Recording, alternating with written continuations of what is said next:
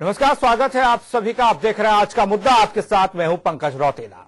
500 और 1000 के नोट बंद होते हैं और उसके बाद बैंक और एटीएम खुलते हैं और एटीएम और बैंक के बाहर, यहां तक कि डाक खानों के बाहर लंबी लंबी कतारें। मशीनें काम नहीं कर रही हैं, कर्मचारी कह रहे हैं नए पैसे नहीं आए हैं, एटीएम में नए 500 के नोट और 2000 के नोट नहीं डले हैं। दिक्कत में लोग हैं और साथ ही साथ लोग पैसे जमा भी करा रहे हैं और जमा करा रहे हैं तो बैंकों में भरपूर बहार भी आई है। लेकिन सवाल है, मालियाओं की मौज पर कैसे लगेगी लगाम? इस पर होगी बात आज।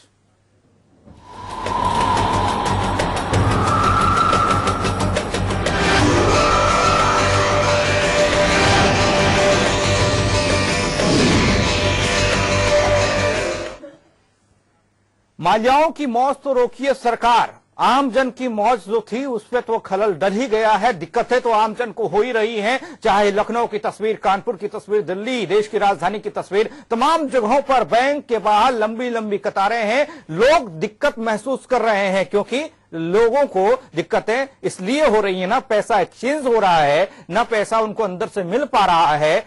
लेकिन सवाल यह है कि इन दिक्कतों के बीच भी कुछ सहूलियत मिलेगी आमजन को आने वाले समय में। एक रिपोर्ट देखिए, उसी के बाद इसी पर होगी आज चर्चा। हमारे प्रधान संपादक अमिताभ अग्निहोत्री भी होंगे हमारे साथ।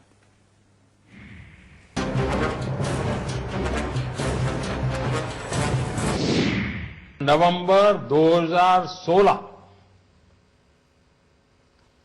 की रात्रि को 12 बजे से वर्तमान में जारी 500 रुपए और 1000 रुपए के करेंसी नोट लीगल टेंडर नहीं रहेंगे।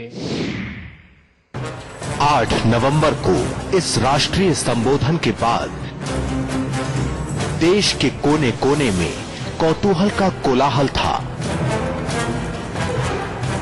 मिलीजुली प्रतिक्रियाओं के बीच तमाम सवाल जनमानस के पटल पर थे कि अगली सुबह क्या होगा। रोजमर्रा की आवश्यकताओं से लेकर जीवन की तमाम जरूरतों का यक्ष प्रश्न मुंह बाहे खड़ा था। लेकिन देश के उस ननकू ने बिना किसी नानुकुर के अपनी बचत की रकम को बैंकों के हवाले कर दिया और खुद उस कतार में खड़ा हो गया जहां से आगे की जरूरतों का जुगाड़ करना है, सरकार के नए रुपयों से। तो ये बंद होने से हमारे घर में मतलब राशन भी नहीं है, हम बड़े परेशान इस टाइम। जो मोदी जी ने कराया, जो कि आज शादियां हो रही हैं, उनके मातम छा रहा है। तो मोदी जी को सोच समझ के करना था फैसला। ये नहीं किसी घर में आज मोदी जी की लड़की होती है, मोदी के घर में ऐसा हादसा होता तो मोदी जी दिल में कैसे चोट लगती है। मेरे पता ही नहीं लगता किधर से किधर बढ़ा देते, कभी इस लाइन में लगो कभी उस लाइन में लगो। परेशान कर रखा और कुछ नहीं है, बल्कि ड्रॉ करवाने पैसे उसके लिए भी धक्के खाने पड़ रहे हैं। कोई बीमारी से बेहाल है, किसी की बेटी की शादी का सवाल है और इन सब जरूरतों का पैसा अब बैंकों की शान बढ़ा रहा है। बुलंदशहर से लेकर फैजाबाद और कुशीनगर तक तमाम किस्से हैं बेदर्दी वाली मौत के। आम जनता ने तो बैंकों की झोली भर दी, लेकिन उन विजय माल्याओं का क्या जो माल खाकर मस्त की महफिल जमा रहे हैं। आपको बता दें कि हाल ही में आरबीआई के शपथ पत्र के मुताबिक देश के करीब 57 लोग बैंकों का 80,000 करोड़ रुपया डकार गए और अब एनपीए की चादर में महफूज सो रहे हैं। आखिर जनता के पैसों के साथ बात करने की यह अनुमति कैसे दी जा सकती है? नहीं, काम नहीं चलेगा बिल्कुल भी, और जरूरत होती है, हर एक चीज की जरूरत होती है। 2000 का खुला तो मिल नहीं सकता इसमें। कम से कम जाओ दूध की डिपो में जाओ तो कहते हैं 2000 का कोई दूध लिया जाता है, 500 का दूध लिया जाता है, नहीं लिया जाता ना। मैं 2 घंटे से खड़ा हूँ यहाँ पे और अभी तक तो कोई पता नहीं अभी क्या पैसे निकल रहे? नहीं निकल रहे बैंक से। बहरहाल एनपीए यानी नॉन प्रॉफिट एसेट ये वो दंश है जो जनता की गाढ़ी कमाई बैंकों के जरिए अमीरों का लोन बन जाता है। लेकिन वसूली न होने पर यही पैसा एनएपी की कैटेगरी में आ जाता है, जिसका देश और देश की अर्थव्यवस्था में कोई रोल नहीं रहता। इसलिए सवाल ये है कि कहीं ऐसा न हो कि नए नोटों के चलन में आम जनता की बचत अमीरों की मलाई बन जाए। इसलिए इनकी मौज भी रोकिए सरकार।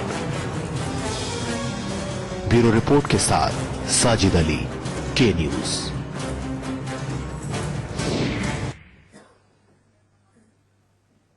तो इसी मुद्दे को समझने की हम कोशिश करेंगे कि 500 और 1000 के नोट तो बंद कर दिए गए और आम जन परेशान है, सड़कों पर देख रहे हैं, बैंकों के बाहर, एटीएम के बाहर लंबी लंबी कतारें हैं। किसी को सांस की बीमारी है तो किसी के घर में शादी है, यहां तक कि मौत की खबरें भी आ चुकी हैं।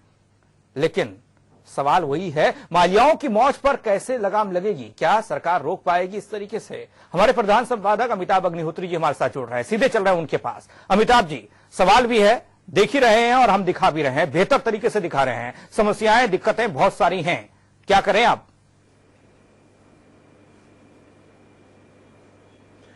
देखिए, आज जो हमने बहस का मुद्दा लिया पंकज, वो मुद्दा थोड़ा टेक्निकल है, लेकिन व्यापक परिप्रेक्ष्य में जब हम देखेंगे तो वो मुद्दा देश की अर्थव्यवस्था और आम आदमी की जिंदगी से जुड़ा मुद्दा है। इसलिए मैं मुद्दा लेके आया। पहले ही मुद्दा समझना होगा, ये मुद्दा है क्या जी। पहले तो एक बात, आज हम अपने शो में सपा बसपा कांग्रेस भाजपा की आपसी तूतू मेमे की चर्चा नहीं करेंगे, वो दिन भर हमने दिखा दिया। वो तूतू मेमे आज बहस का विषय नहीं। आज बहस का विषय ये कि ये समझिए, बैंकों के पास अपनी कोई पूंजी नहीं होती। जो जनता पूंजी जमा करती है उसी पूंजी पर बैंक कारोबार करते हैं जी। यानी जनता के पैसे पर ही बैंक कारोबार करते हैं। अभी भारत के बैंकों के सामने नकदी की समस्या थी, बैंक कर्ज में डूब रहे थे, बैंक लड़खड़ा रहे थे। मोदी जी के इस कदम ने बैंकों को लबालब कर दिया, लबालब कर दिया, झमाझम कर दिया जी। अब वहां जो लिक्विडिटी है, यानी जो नकदी का स्तर है, जैसे छत पर पानी की टंकी ओवरफ्लो करती है ना, उस लेवल पर पहुंच गई। अब इस पैसे का क्या होगा? ये पैसा है ननकू का, ये पैसा है रज्जाक का, इस पैसे में हिस्सेदारी है रामबती की, इस पैसे में हिस्सेदारी है कलावती की, जो उसने अपने घर में बचा के रखा था, आटे के कनस्तर में छुपा के, गेहूं के बोरे में दबा के निकाल के आपको दे दिया। अब ये पैसा बैंकों के पास आ गया। एक आंकड़ा मेरे पास आया, मैं उसकी प्रामाणिकता पर तो नहीं कह सकता, लेकिन 10 तारीख को सुबह 10 बजे से आज शाम 3 बजे तक स्टेट बैंक के पास देश भर में 50,000 करोड़ से ज्यादा नगद जमा हुआ। मोर देन 50,000 करोड़ जी, केवल 1.5 दिन में। अब ये जो पैसा है ये बांटा जाएगा लोन में, और लोन का रिकॉर्ड ये कि इस देश में 57 लोग 80,000 करोड़ रुपए बैंक का खा गए। बिल्कुल, वो पैसा बैंक का नहीं था, वो पैसा बेसिकली जनता का ही था। सार्वजनिक क्षेत्र के बैंक जब कंगाल होते हैं तो भी भारत की अर्थव्यवस्था प्रभावित होती है, यानी भारत प्रभावित होता है जी। मेरा प्रश्न सरकार से, मोदी जी से, ये गरीब का, आम आदमी का, असहाय का, मजदूर का, महिला का, पुरुष का, ये जो पैसा है बैंकों में गया, ये फिर माल्याओं के हाथ तो नहीं जाएगा, इसकी गारंटी दीजिए आज, अभी और इसी वक्त। जी, अहम सवाल है। और भी मेहमान हमारे साथ जुड़ रहे हैं और उनसे भी आपका परिचय करा लेते हैं। सुरेंद्र राजपूत जी कांग्रेस से हमारे साथ जुड़ रहे हैं, मुकेश बहादुर सिंह समाजवादी पार्टी से, गौरव उपाध्याय प्रदेश उपाध्यक्ष हैं शिवसेना के, वो हमारे साथ जुड़ रहे हैं। डॉक्टर चंद्रमोहन बीजेपी से हमारे साथ जुड़ रहे हैं। चर्चा की शुरुआत करना चाहेंगे चंद्रमोहन जी आपसे, क्योंकि सवाल वाजिब भी है। अमिताभ जी ने जो बोला वो आपने भी सुना होगा, दोहराने की जरूरत नहीं है। माल्याओं की मौज पर रोक तो लगनी चाहिए, क्या लगेगी, क्या गारंटी है इसकी?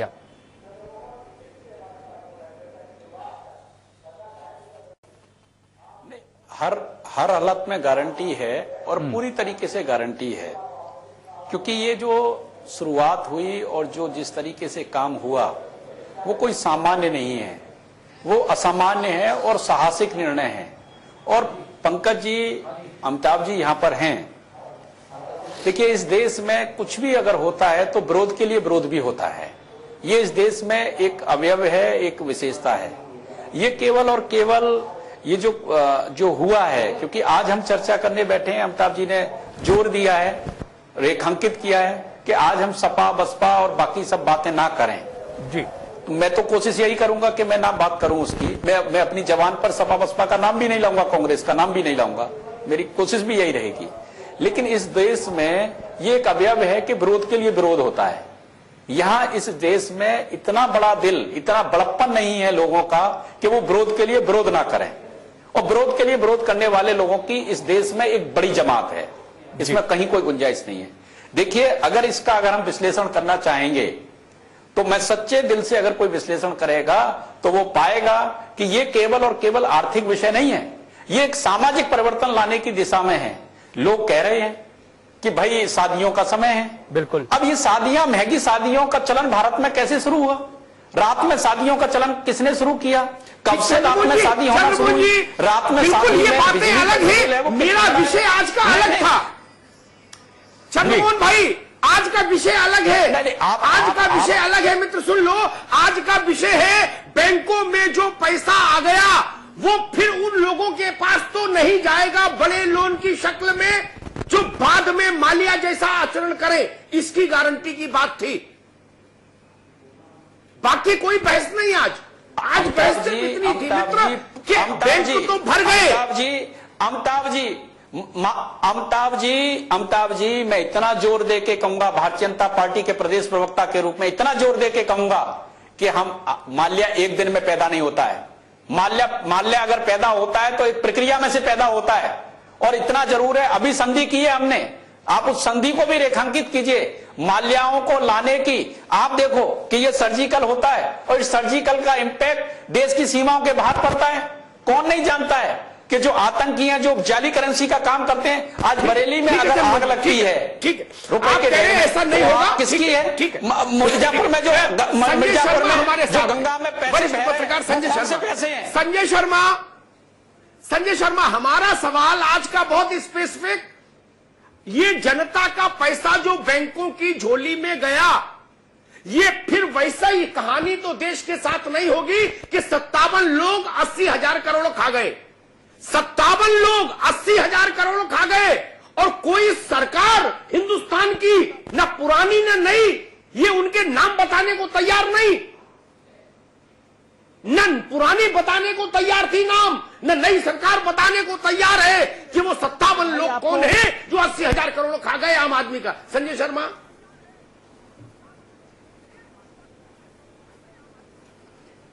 अमिताभ जी, पहले तो बधाई आपको, आपने इस काले दिन की बहस में एक बहुत ज्वलंत मुद्दा लिया है और वास्तव में यही मुद्दा, यही सोच है इस काले धन के सारे खेल की। पिछली सरकार हो चाहे मौजूदा सरकार हो, सुप्रीम कोर्ट पे पूछता है कि वो कौन से लोग हैं जिन्होंने 500 करोड़ से ज्यादा की संपत्ति बैंक की लेकर एनपीए अकाउंट कर लिया, उनके नाम बताइए। मौजूदा सरकार एफिडेविट देती है कि अगर हम नाम बता देंगे तो उनकी साख पे असर पड़ेगा। क्या सरकार, सुप्रीम कोर्ट कहता है कि आपको उनकी साख की ज्यादा चिंता है या देश के पैसे की ज्यादा चिंता है? हम गरीब मजदूर के हजार नोट ढूंढ रहे हैं, 500 ढूंढ रहे हैं। आखिर इस काले धन की योजना से पहले ये ऐलान प्रधानमंत्री ने क्यों नहीं किया कि ये वो कलंकित लोग हैं जो देश में 500 से 1,500 करोड़ रुपया से भी अधिक पैसा लेकर बैठे हैं, दे नहीं रहे हैं? जो सोशल मीडिया में खबर आ रही है, जो रिकॉर्ड्स आ रहे हैं, उसमें नाम बड़े बड़े हैं, उसमें अंबानी भी हैं, उसमें अडानी भी हैं। क्या देश की सत्ताएं गरीब आदमी की तिजोरी में, गांव में ननकू के 500 नोटों को ढूंढती रहेंगी? अंबानी अडानी की चिंता कोई नहीं करेगा? आपके मौजूद सवाल बिल्कुल मौजूद है कि ये जो काले धन की कोशिशें हैं, ये काला धन फिर ट्रांसफर होगा, फिर कोई मालिया देश से 9,000 करोड़ रुपए के बेटे भागेगा, फिर कोई अंबानी अडानी 3,000 करोड़ का पैसे सरकार को नहीं देगा, और गरीब आदमी जिसको अपनी बेटी की शादी करनी है, जिसको अपने बच्चों की परवरिश करनी है, वो बेचारा हिसाब करेगा कि ये 500 के 4 नोट। आज आप बताइए अमिताभ जी, मैं स्वागत करता हूं आपकी बात को, संजय शर्मा, कम से कम मैं फिर आऊंगा आपके पास। मुकेश बहादुर सिंह, रोडवेज के समाजवादी पार्टी से। मुकेश जी, पार्टी बंदी से अलग हटके, क्योंकि राजनीतिक विषय नहीं है ये, बयान का विषय नहीं। मेरा सवाल, गरीब आदमी के पैसे से बैंक की तिजोरी भर गई, वो तिजोरी महफूज रहेगी, ईमानदारी से खर्च होगी, इसकी गारंटी आज मुल्क को मिलनी चाहिए कि नहीं मिलनी चाहिए?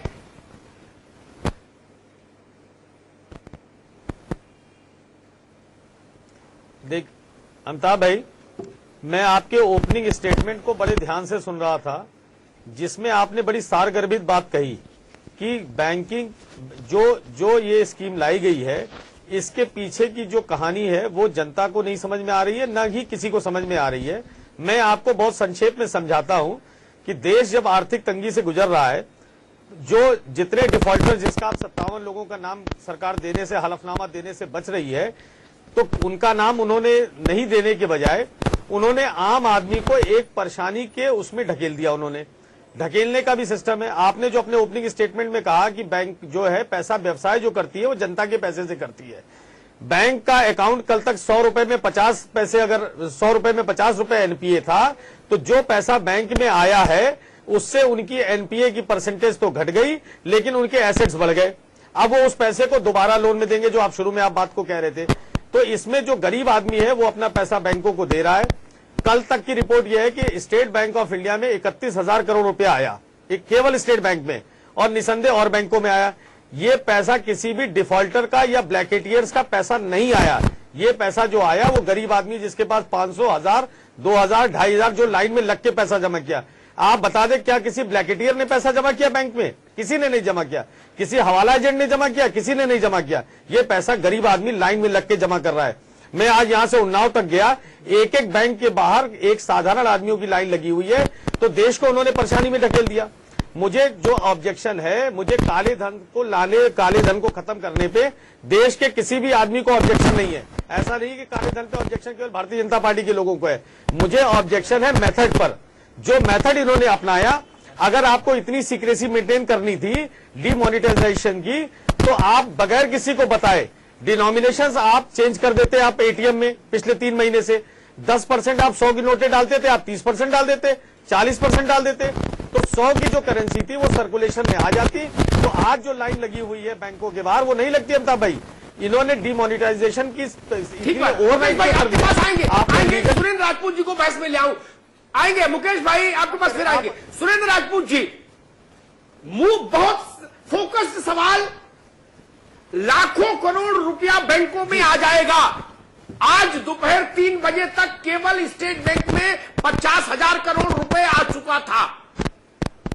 लाखों हजार करोड़ रुपया बैंक में आ जाएगा जनता का। जो ट्रेडिशनल सेविंग है भारत की, वो बैंकों में आ जाएगी, जो घरों में रहती है। मेरा सवाल फिर वित्त मंत्रालय के अधिकारियों की सिफारिश पर, राजनेताओं की सिफारिश पर, बैंकों के पॉलिटिकली नॉमिनेटेड चेयरमैन की सिफारिश पर, फिर वही चंद बड़े लोग हजारों करोड़ों का लोन लेके भाग जाएंगे। न मनमोहन सिंह की सरकार उनको रोक पाई, न इनकी सरकार उनको रोक पाई। आगे की गारंटी कैसे करूं? सुरेंद्र जी,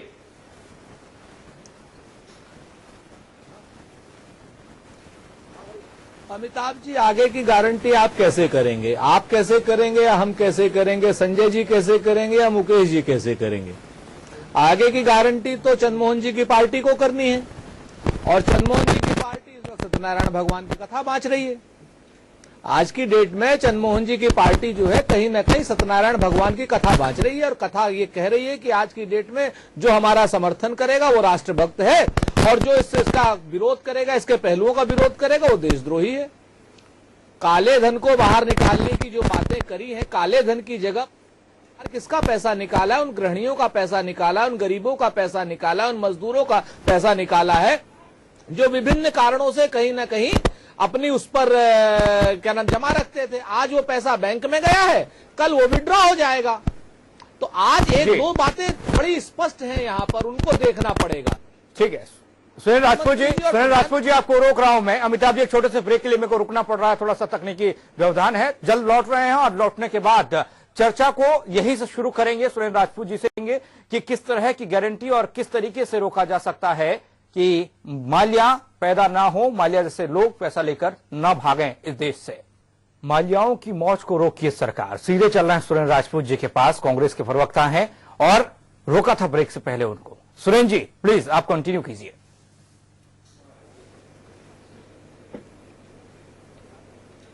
देखिए पंकज, मैं जो बात कहना चाह रहा था आपसे, मेरी बड़ी वो बात थी कि भाई अगर आपने कहा है कि इससे अर्थव्यवस्था को बहुत बड़ा फर्क पड़ेगा, तो मैं मान जाऊंगा अर्थव्यवस्था को फर्क पड़ेगा, लेकिन इंद्रियग्राह्य परिवर्तन दिखाई देना चाहिए। आज की डेट में किसी माल्या को आप पैसा ना दें, इसकी गारंटी तो चंद्रमोहन जी की पार्टी दे पाएगी, लेकिन मैं इतना जरूर मानूंगा अमिताभ जी, अगर 31 दिसंबर के बाद डॉलर अगर 30 रुपए, 35 रुपए, 40 रुपए या 45 रुपए में आ जाएगा, तो मैं निश्चित तौर पर मानूंगा कि एक काले धन पर प्रहार है। मैं निश्चित तौर पर मानूंगा प्रधानमंत्री जी की अर्थनीति ठीक और जा रही है। अगर वो डॉलर कहीं ना कहीं 65 रुपए से ऊपर ही रहता, 68-69 रुपए जैसा आज की डेट में है, तो निश्चित तौर पर यह माना जाएगा कि आपने जो प्रहार किया है, ये काले धन के व्यापारियों पर नहीं, ये देश की गृहिणी पर प्रहार किया है। इस पर बहुत ध्यान दिया जाना चाहिए। अगर देश की इकोनॉमी मजबूत होगी तो माल्या जैसे लोग पनप नहीं पाएंगे, लेकिन ये अपने आप में तय है कि अगर देश की इकोनॉमी कमजोर होगी तो कई माल्या जो है इस समय सत्ताधारी दल के पास आस लगाए बैठे हैं, वो तमाम तरीके से यहां से लेकर ऑस्ट्रेलिया तक की खानों के लिए जो प्रतिभूति गारंटियां दे रहे हैं, उनको कहीं ना कहीं लाभ मिलेगा इस आम गृहिणियों के पैसे से। अगर काले धन को कहीं आपको रोक लगानी है तो आज की डेट में रियल एस्टेट है, सोना है। आज की सुरेंद्र भाई बिल्कुल दुरुस्त बात है आपकी। मैं गौरव उपाध्याय को बहस में ले आऊं, बहुत देर से इंतजार कर रहे हैं। गौरव उपाध्याय, मेरा सवाल, आम आदमी का पैसा जो बैंकों के पास जमा गया के रूप में गया है या 2-4 दिन के भीतर जाएगा भारी मात्रा में, उस पैसे को चंद बड़े लोग लेके मौज मस्ती करने नहीं निकल जाएंगे, आइसलैंड नहीं खरीदेंगे, पानी के जहाज नहीं खरीद लेंगे, विदेशी बारबालाओं के साथ नृत्य नहीं करेंगे, इसकी गारंटी कौन देगा? बिल्कुल अमिताभ जी, सबसे पहले तो मैं आपको बहुत साधुवाद देना चाहूंगा कि आपने ऐसे मुद्दे को आज बहस में लाए, क्योंकि बहुत से लोग तो इस मुद्दे को उठाने में भी डर रहे हैं कि कहीं उन्होंने बोल दिया तो सबसे पहला क्वेश्चन ये देशभक्त पार्टी बीजेपी उनसे ना उठा ले कि आप ही तो काला धन नहीं रखे हैं। इसके लिए तो मैं आपको बहुत धन्यवाद देना चाहूंगा और मैं आपका ध्यान सबसे पहले लेने जाना चाहूंगा। आपने खुद भी देखा होगा, लेकिन फिर भी मैं कुछ लाया हूं और मैं चाहता हूं कि आपके क्रांतिकारी विचार मेरे नहीं बिल्कुल सही है। तो मैं अपने कुछ चीजें, आपको इमोशनल चीजें हैं, मैं आपको दिखाना चाहूंगा।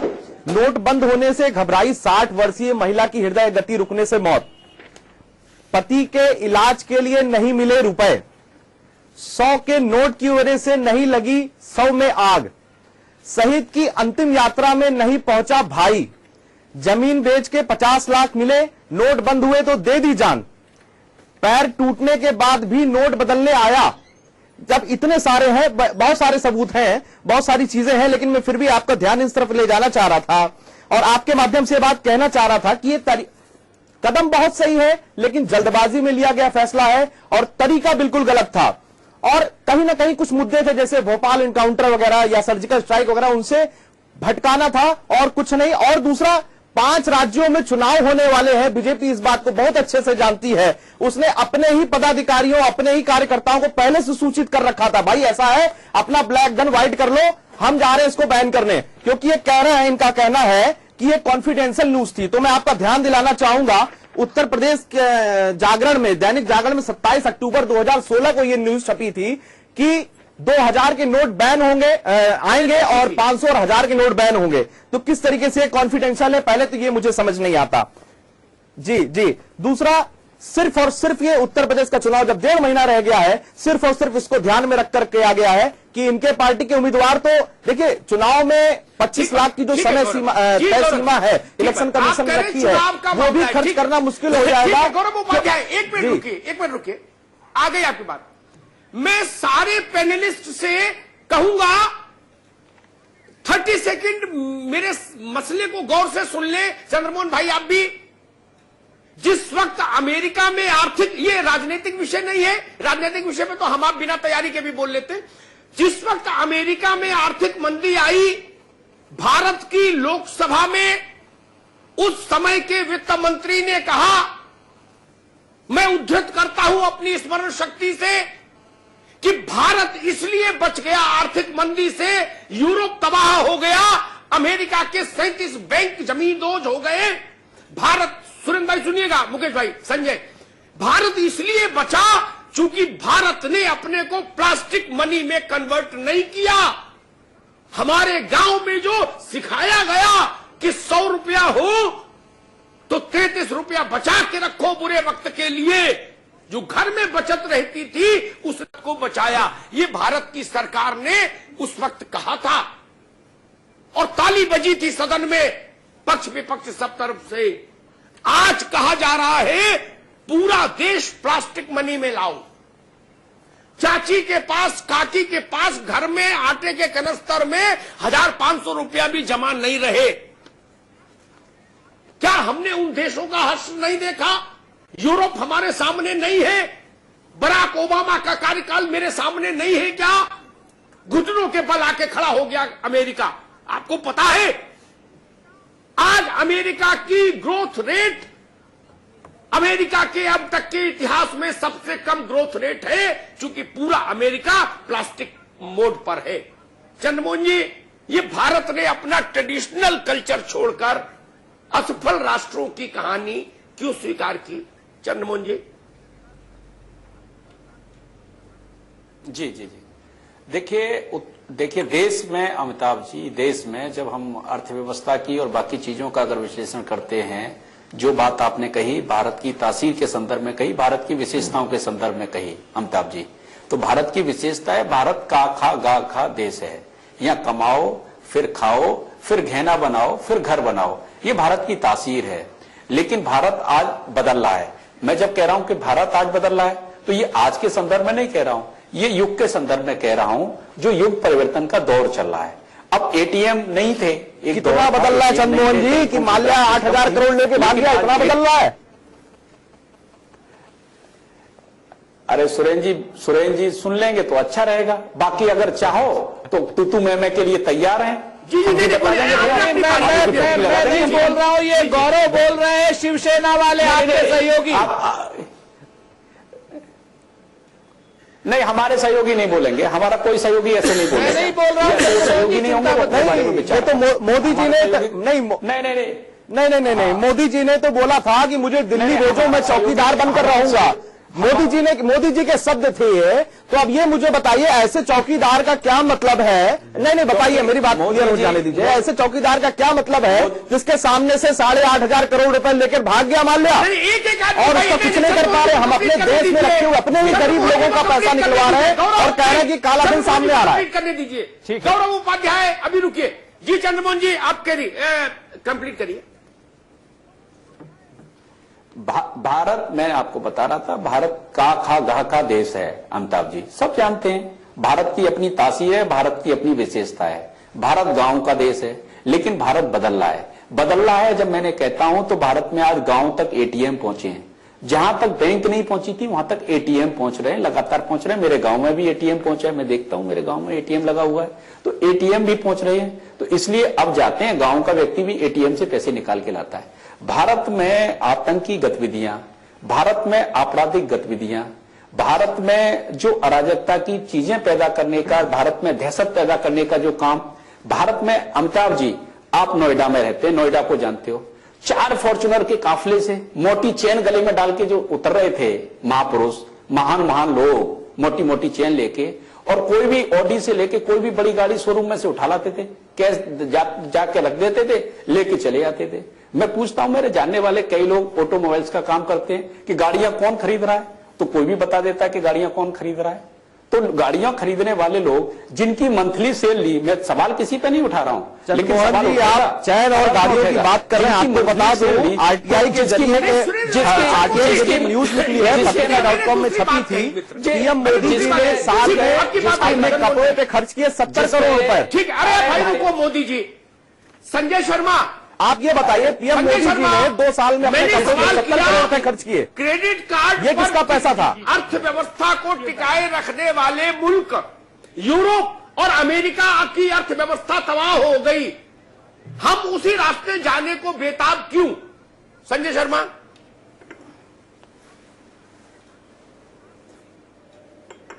बिल्कुल अमिताभ जी, बहुत ठीक बात आपने उठाई। एक समय अमिताभ जी पूरी दुनिया डर रही थी, आर्थिक मंदी हर तरफ आ गई थी और भारत मजबूती से, भारत, चंद्रमोहन जी मेरी बातें पूरी कर ले दीजिए। भारत मजबूती से खड़ा रहा था, इसमें कोई दो राय नहीं है। और बात उसकी सही है, हमारी जीवन शैली ग्रामीण में प्रवेश में जीवन शैली वही रही है। मटकी के अंदर, गमले के अंदर, कहीं पे 500 के 100 के 6 नोट चलते हैं, उसी से बच्चे का इलाज होता है, उसी से दवाइयां, उसी से घर पे खर्चा आता है। और जब परेशानी का दौर आता है तो वो रुपए काम आते हैं, इसमें कोई शक की बात नहीं है। अब चंद्रमोहन जी कह रहे हैं कि भारत बदल रहा है, गांव में एटीएम आ रहे हैं।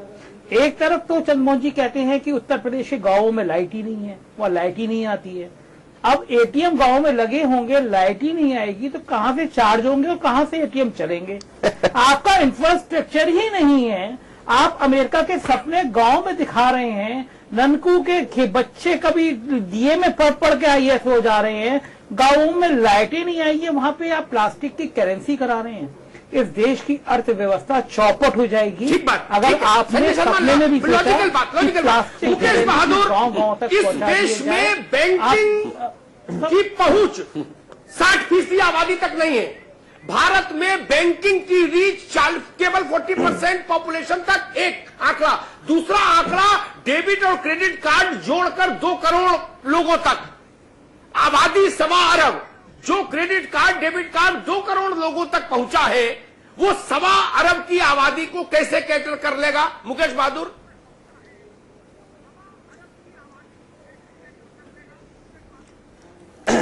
देखिए, मैं चंद्रमोहन जी की बात को अभी सुन रहा था और मुझे आश्चर्य है कि इतने वरिष्ठ भाजपा के नेता हैं, ये कैसी बात कर रहे थे कि हिंदुस्तान की तासीर और ताकीर बदल रही है।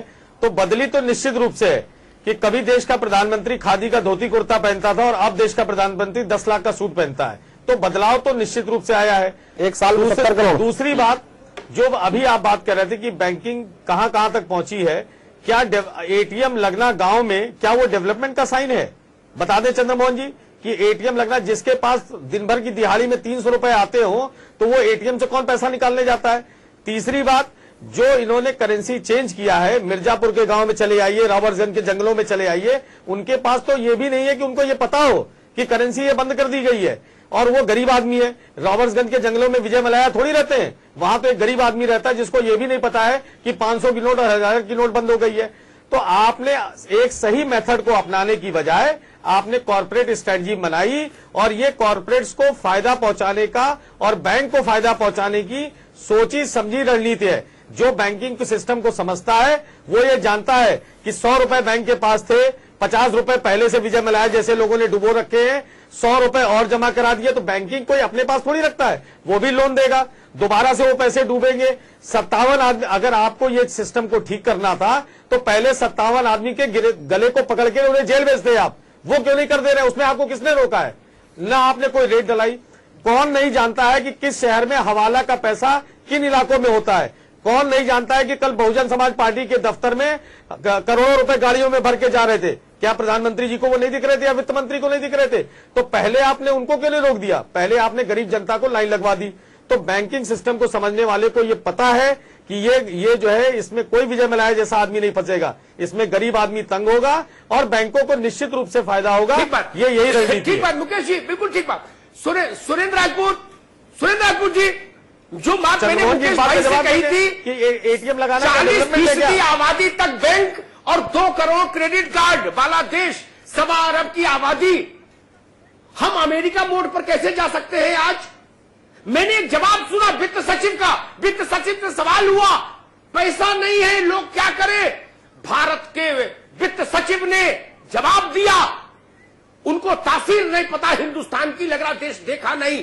उस वित्त सचिव ने कहा क्रेडिट कार्ड से पेमेंट करो, चेक से पेमेंट करो, ड्राफ्ट से पेमेंट करो। अरे ननकू जाने ड्राफ्ट, ननकू जाने cheque. 2 crore credit card holder है देश में, 2 करोड़, 1.25 अरब में बाकी कहां जाए? सुरेंद्र राजपूत जी,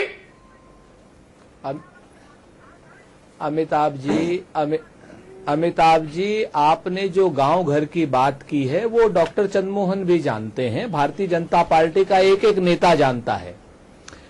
आपको मैं साधुवाद दूंगा, बहुत आप सार्थक बहस करा रहे हैं और आज तो आप वैसे भी लखनऊ भर में छाए हुए हैं, 50-60 होर्डिंग आपकी लगी हुई हैं नीले कोट में।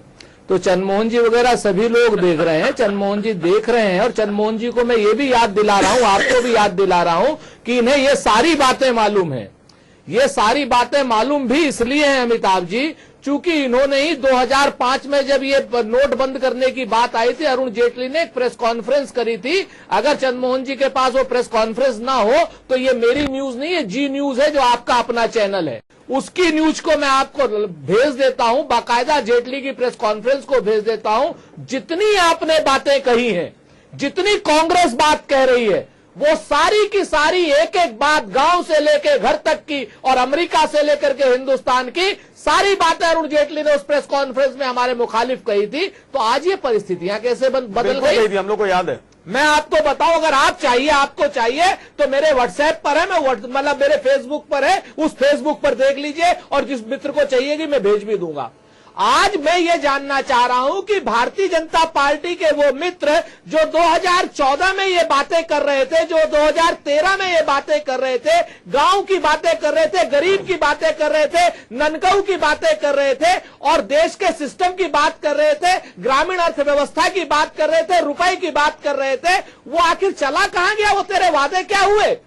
आज की डेट में आप बात कर रहे हैं, अरुण जेटली जी बेशरम होकर के कह रहे हैं, निर्लज्ज होकर के कह रहे हैं कि आप लोगों को गांव में जो है शगुन चेक से देना पड़ेगा और क्रेडिट कार्ड से देना पड़ेगा।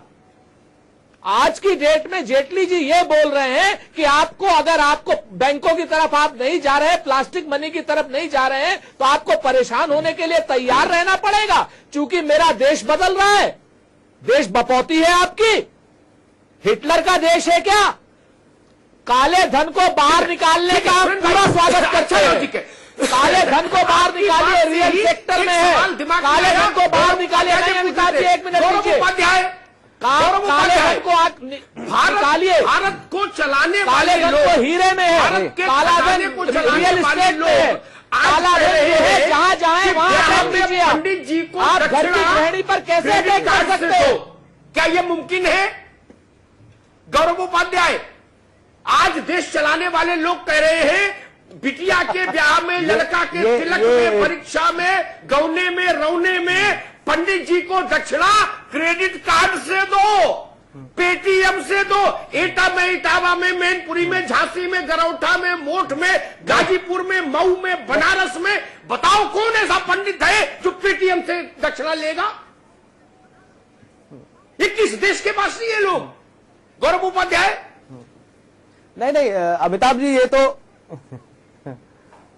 जी अमिताभ जी, मैं कह रहा हूं, अमिताभ जी ये जुमले वाली पार्टी है, ये तो सारा देश जानता है, आप भी इस बात को अच्छे से जानते हैं। तो एक नया सिफूगा है इनका, नया एक जुमला है कि क्रेडिट कार्ड से पैसा और डेबिट कार्ड से दो। जैसा कि अभी आपने बताया कि 2 करोड़ लोग क्रेडिट कार्ड यूज करते हैं, वो कैसे पंडित जी को पैसा डेबिट कार्ड और क्रेडिट कार्ड से देंगे? अब पंडित जी भी साथ में स्वैपिंग मशीन लेके चलेंगे, भाई 101 रुपए चढ़ाइए तो उसको पेटीएम करिए या उसको क्रेडिट कार्ड करिए, ये तो संभव नहीं है, ये तो फालतू की बातें हैं। और हमारे अभी देश, आप जानते हैं कितनी अशिक्षा है। और रही बात एटीएम की, जो इन्होंने बताया कि एटीएम जगह जगह लग गए हैं, तो जब लाइट ही नहीं है गांवों में, इन्होंने खुद कहा है, और ये सच्ची बात है, 12 घंटे लाइट आती है, तो कैसे पैसा निकलेगा, कैसे पंडित जी को दिया जाएगा? वो क्रेडिट कार्ड तो है ही नहीं, ये तो मतलब फालतू की बातें हैं। इनका एक नया सिफूगा है, जैसा इन्होंने कहा था कि आप हमें पूर्ण बहुमत दो, हम राम मंदिर बना देंगे। राम मंदिर छोड़िए, 2.5 साल बाद राम जय श्री राम का नारा इनको याद आता है।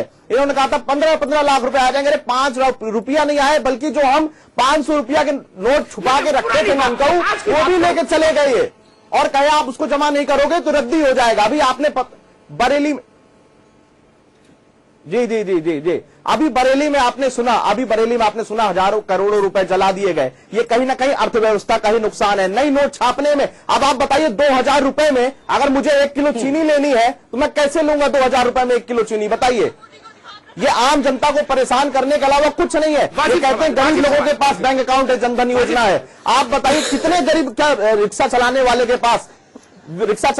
पास होगा बैंक अकाउंट? वो 1000 रुपए से सिर्फ हवा खा सकता है, खाना नहीं खा सकता, क्योंकि जिस भी परचून दुकान पे जाएगा वो उसकी 1000 और 500 लेने मना कर देगा। लेकिन चंद्रमोहन जी या मोदी जी या अमित शाह जी या उनके पदाधिकारियों को यह बात नहीं समझ में आएगी। वो तो गए हैं जापान घूमने।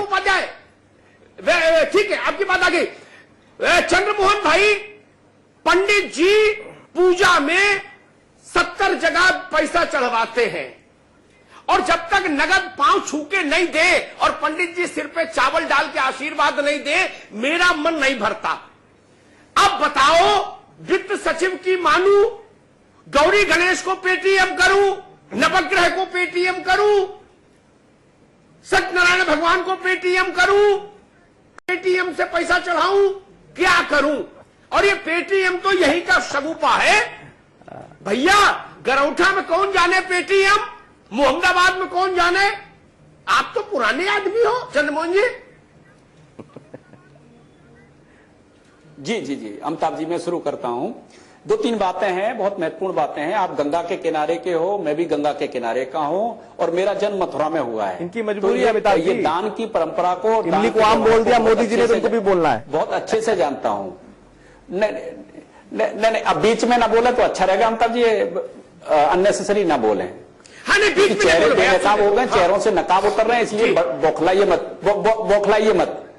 आप अननेसेसरी काम कर सकते हैं, हम अननेसेसरी सही चीज बोल नहीं सकते हैं। अरे भाई, बौखलाहट तो आपको जनता बताएगी 2017 में चंद्रमोहन जी। बोलते रहे, क्यों परेशान हैं? अरे आप चंद्रमोहन चंद्रमोहन जी उनका जी। अरे भाई, आप अमिताभ जी किस किस को बुला लेते हो आप? चंद्रमोहन जी गौरव उपाध्याय, एक बात होने दीजिए। नहीं, गलत बात है। अरे भाई, इनकी अमिताभ जी, घटिया घाट देखा हुआ है, घटिया घाट पे गया हुआ हूं मैं। आप भी जानते हैं कि मैंने घटिया घाट देखा है, मैंने सुना नहीं है, घटिया घाट देखा है। मैंने कचौरा घाट भी देखा है और मैंने रामघाट भी देखा है, राजघाट भी देखा है, नरौरा भी देखा है, हरिद्वार भी देखा है।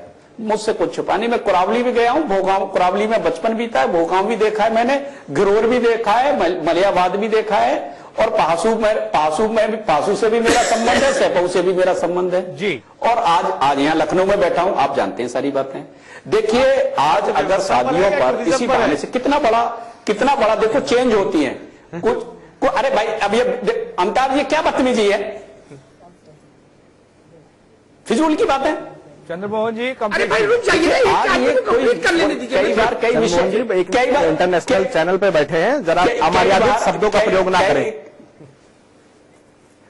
नहीं, आप भी बीच में मत बोलिए। इंटरनेशनल चैनल पे बैठा हूं तो आप मुझे मत बताइए इंटरनेशनल चैनल पे बैठा हूं। नहीं, आप सभी लोग सुनिएगा, चर्चा में चंद्रमोहन जी प्लीज, मैं बीच में नहीं बोल रहा हूँ। आप पहले देख लें, चर्चा में बैठने का वो करिए, ये अननेसेसरी मत बोलिए। आप चर्चा में सुनिए, जैसे दूसरे आपको सुनते हैं आप भी सुनिए, सुनना सीखिए, समझना सीखिए जी। ये आज ये गेम चेंजर इशू है। नहीं, बिल्कुल सर्जिकल कोई सामान्य इशू नहीं होता, सर्जिकल गेम चेंजर होता है। आज देखिए अमिताभ जी, मेरी बहन है, मेरी भतीजियां हैं, उनकी शादियां हुई हैं। सुरेंद्र राजपूत जी जहां से आते हैं, सुन लीजिए, बीच में मत बोलिए। आज शादियों में जो बजट भरता चला जा रहा है, वो बजट कहां से आता है और कैसे कैसे दिया जाता है। आज ये गेम चेंजर नहीं है। कह रहे हैं हमारे पास नहीं है पैसे। अब ये शादियों का समय है, अब शादियों के समय पर अगर ये सर्जिकल होता है, आर्थिक सर्जिकल होता है, तो ये गेम चेंजर का काम करता है। आज आप देखो कि गेम चेंजर क्यों हम बढ़ रहे हैं। आज आप देखो, हमारे साथी मुकेश बहादुर सिंह जी ने कहा है कि बसपा कार्यालय में गाड़ियां गई और लौट के आई, और यहाँ संजय जी बैठे हुए हैं, बहुत खोजी पत्रकार हैं, इन्होंने एक भी बार नहीं कहा कि बसपा कार्यालय से समाजवादी पार्टी आपसे बात कर रहे हैं कि गणेश लक्ष्मी पर ₹1 कैसे चढ़ाया जाए, ये बात को कहाँ ले जा रहे हैं? आपके कंट्रोल में, ईडी इनको पता ही नहीं जवाब क्या देना है। समाजवादी पार्टी ने एक भी बसपा गाड़ी आपने नहीं डलवा दिया, आपको भी गिरफ्तार नहीं किया। आपने गलत प्रवक्ता बैठ गए बीजेपी के। आज आपने सीबीआई के बसपा के कार्यालय में क्यों नहीं डलवा दिया? क्यों नहीं किया? नहीं, आप बताओ लोकल इंटेलिजेंस का फेलियर नहीं जा रहा था। ये समाजवादी काला धन आपका अंबानी के पास भी है। यूपीए आज पूरा एकजुट है, यूपीए एकजुट है। नहीं, पूरा यूपीए आपने जांच करा ली है, सीबीआई आपकी है, रॉ आपकी है, आपने जांच क्यों करा ली? मुलायम सिंह जी कह रहे हैं, मुलायम सिंह जी का जवाब सुनो। अमिताभ जी कह रहे हैं बदिया कौन सी बैठती है, मैं भी जानता हूँ, उत्तर ठीक है, चंद्रमोहन जी छपा है उस फोटो मुकेश बहादुर की, और बदिया वही बैठती है रोक रहे हैं हम आपको, अत्याचार की होती है, जो अराजकता की होती है, रोक रहे हैं हम आपको, की होती है, बदिया वही बैठती है जो अपराधियों के साथ होती है, जो अवैध खनन करती है, जो परिवहन विभाग में घोटाला करती है, पूरे प्रदेश में परिवहन की व्यवस्था को तहस-नहस करती है। आज आनंद विहार से फर्जी बसें चलती हैं, कैसे चल रही हैं? कौन रोक रहा है उनको? पर्यावरण की चिंता करते हैं, कैसे दिखावा करते हैं? भाई ये उत्तर प्रदेश में, क्योंकि बदिया बैठी है, बदिया मुलायम सिंह जी बैठी है, चंद्रमोहन जी बीपी बढ़ जाएगा। चंद्रमोहन जी, गौरव जी रोक रहे हैं, आपको संपादकीय टिप्पणी के लिए प्लीज, संपादकीय टिप्पणी। देखिए, आज का विषय राजनीतिक विवाद का विषय था ही नहीं जी।